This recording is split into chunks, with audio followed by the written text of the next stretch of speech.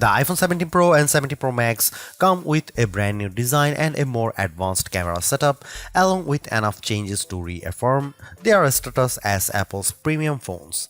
But the cost is getting a Pro just went up, even if you are getting more storage as part of the deal. I have been covering all the iPhone 17 Pro and 17 Pro Max leaks leading up to Apple's all-dropping event, and this is one of those rare times when I wasn't surprised by the announcements. That's because the leaks left nothing to the imagination, but despite this, the new Pro models from Apple established themselves as solid best phone contenders given their upgrades. After spending some time with both phones, I have a better appreciation for them, and with good reason. In my iPhone 17 Pro and 17 Pro Max hands-on, I'll tell you everything new about the new models and what stood out most. From their two-toned design to their new 48-megapixel telephoto camera and their prices, there is a lot to unpack here apart from the size differences of the two Pro handsets. While Apple did spend a fair amount of time with their hardware changes, there's one particular iPhone 17 Pro area that Apple didn't touch up on, in contrast to past events. I was honestly surprised when Apple revealed prices for its Pro models. Although the iPhone 17 Pro technically gets a price increase by $100, it now comes with 256GB of starting storage. This effectively makes the new phone $1,099, which is actually the same as the 256GB iPhone 16 Pro.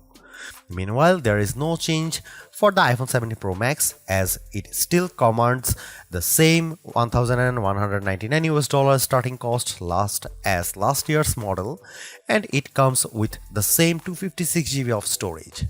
Pre-orders are available right now with a full availability online and in stores starting on September 19. There are only 3 color options to choose from: silver, cosmic orange, deep blue. Among those, I have to say orange certainly stands because of how Apple kept the Pros with very neutral colors. Call it a long overdue makeover, as the iPhone 17 Pro and 17 Pro Max's design are dramatically different from recent iPhones. This is due to the two-toned color design that Apple has gone with, along with ditching the titanium frame for an aluminum one. There are people who will vouch for how titanium is regarded as the more premium material, but the aluminum frame still gives the iPhone 17 Pro models that premium feel. Apple is using ceramic shield for the back casing, which is part of the reason why it looks like it has two slightly different colors. At the same time, there is much more sizable camera cutout that extends side to side and protrudes outward. I have always enjoyed the square cutout of the Pro's cameras, so this one's going to take time getting acquainted with. Apart from their size differences, there is nothing terribly different from the way of the iPhone 17 Pro and 17 Pro Max look. They still have the camera control button, USB-C port, and action buttons from before. Apple didn't change the display sizes on either Pro model, so you will find 6.3-inch and 6.9-inch displays with the iPhone 17 Pro and 17 Pro Max respectively. It's rated to 3000 nits of peak brightness, but it's hard to say if that's accurate until we get them in the labs.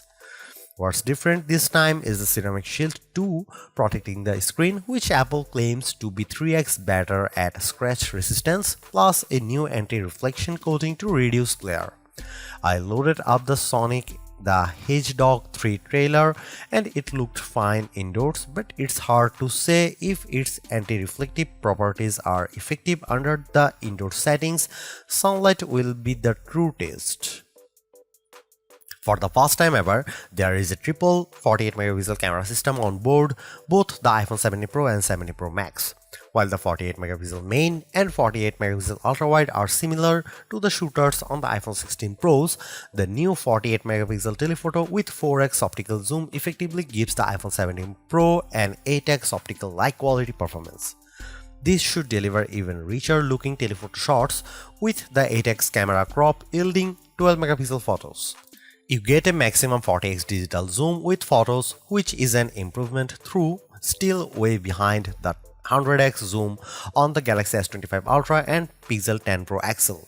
I really like some of the new camera features that Apple introduces, like dual video recording that lets me simultaneously record with the front camera and any of the 3 rear cameras.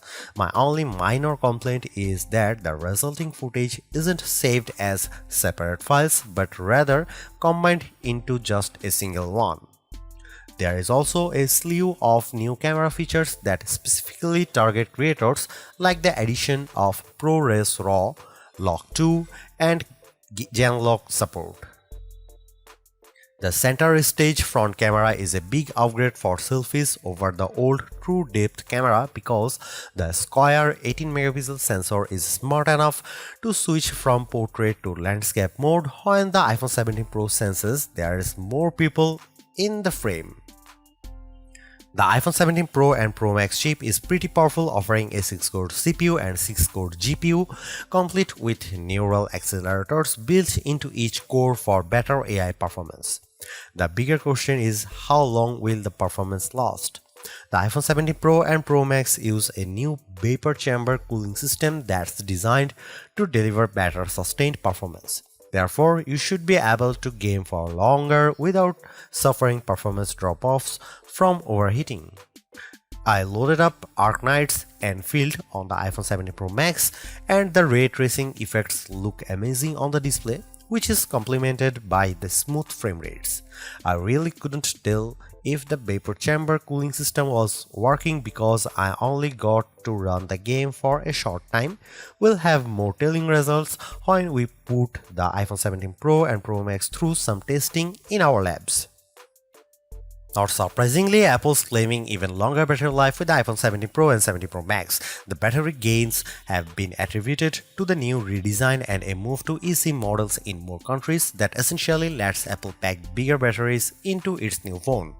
The iPhone 17 Pro Max is rated for 39 hours of video playback compared to 33 for more previous model, and the iPhone 17 Pro gets a bump from the iPhone 16 Pro's 27 hours to 33 hours.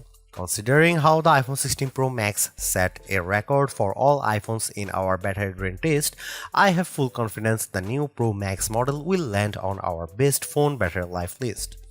The iPhone 17 Pro and Pro Max finally offer faster charging too, a promising 50% charge in just 20 minutes.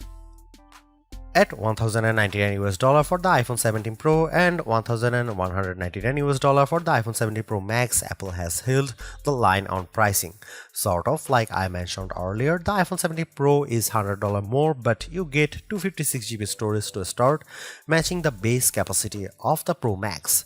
Between the two, I would put my money on the iPhone 17 Pro Max because of its larger display and likely longer battery life, all while being only $100 more to pick up. The Pro looks almost cute by comparison, but it is certainly capable for a phone of its size.